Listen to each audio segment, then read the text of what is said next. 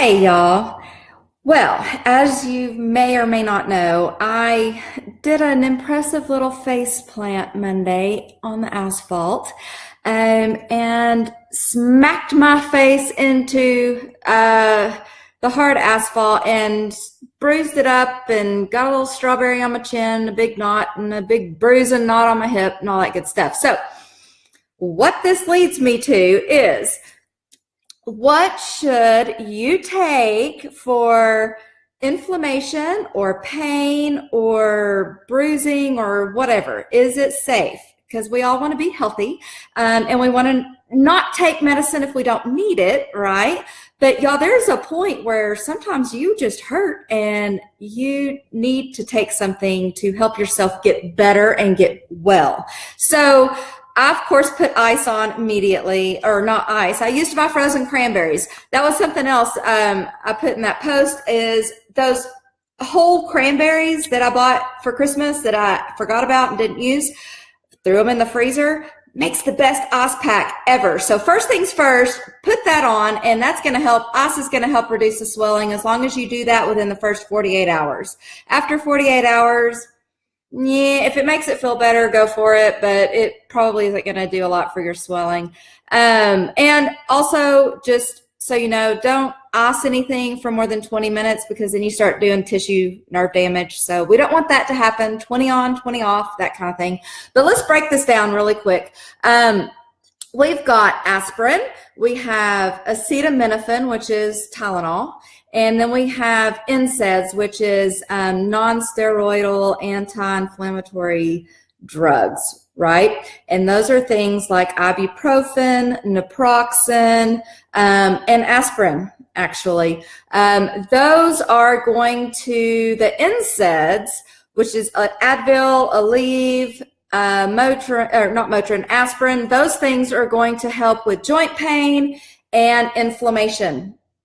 When you take a pill, though, you're going to anti-inflame your whole body. So if your muscle soreness is coming from exercise, we know that our muscles inflame because we're tearing them and breaking them down so they can rebuild stronger and bigger and better, which is a good thing. So unless you are incredibly, miserably, can't get off the toilet sore from a workout, I'd highly recommend not taking something for muscle pain. If you can suck it up and it's a good, beneficial muscle pain from exercise, just don't take anything. Let your muscles heal naturally. Drink plenty of water, eat plenty of fruits and vegetables and lean proteins, and give your muscles the nutrients it needs to be able to rebuild, but just suck it up, Buttercup.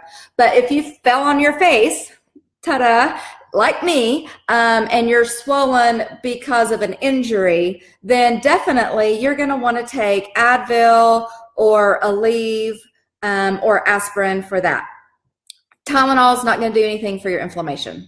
Okay, so if you've got a headache or fever or just pain in general, Tylenol will help with that, but it's not going to do anything for inflammation. And so for me, that's important information because I don't want to put stuff in my body that it's not going to benefit anyway, right?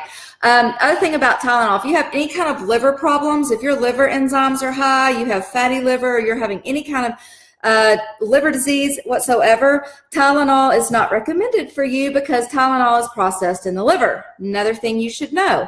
Advil, naproxen, those things are, the NSAIDs are processed in the kidneys. Now, why is this important? I went ahead and added this to the post, the written post in here just for y'all's benefit so you can review that. If you're an athlete, and that could mean anything from marathoning to triathlon to cycling to swimming. If you're a distance swimmer or a distance runner of any sort, and that can include too, like soccer or tennis, when you're out there in the heat for extended periods of time doing your sport, okay? And maybe that's just on game day, not necessarily practice, but even in training, if you're training for a marathon or something, you're putting in significant hours out there doing sweating and all of that kind of stuff. You do not want to take NSAIDs before or during that training or race or competition. okay, because they're processed in the kidney. Now, what that means is that they constrict the arteries leading into the kidneys.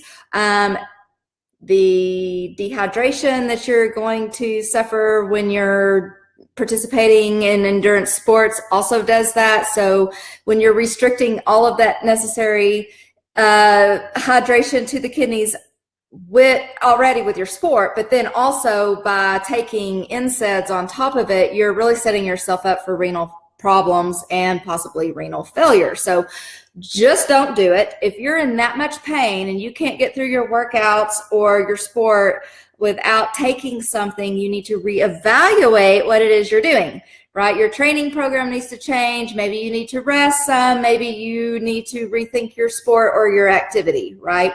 So hopefully, guys, this is information that is helpful, beneficial, and useful for you that will help keep you healthy, stay healthy, and give you direction in what you should take depending on what your ailment is. So for things like muscle inflammation, joint inflammation, yes, headaches and pain reliever, the ibuprofen, the naproxen, and that just depends on you. For me personally, ibuprofen doesn't work. Naproxen, which is Aleve, works better. For my husband, ibuprofen works good, and he doesn't feel much relief from Aleve. So that's going to be a personal thing. Figure out which works for you best, but that's what you're going to need to take. Things just like headaches, maybe fever, that's going to be more of your Tylenol situation. So aspirin is also a good one. If you can take that, I don't recommend giving it to kids. Or if you're going to cycle, or if you're like me and you just fall on your face and you're probably going to bleed, you might not want to thin your blood with aspirin and then bleed to death in the middle of the street, right? So hopefully, anyway, that helps. If you have questions or comments, please leave them below. And I look forward to hearing from y'all, and I will talk to y'all soon. Have a great Thursday.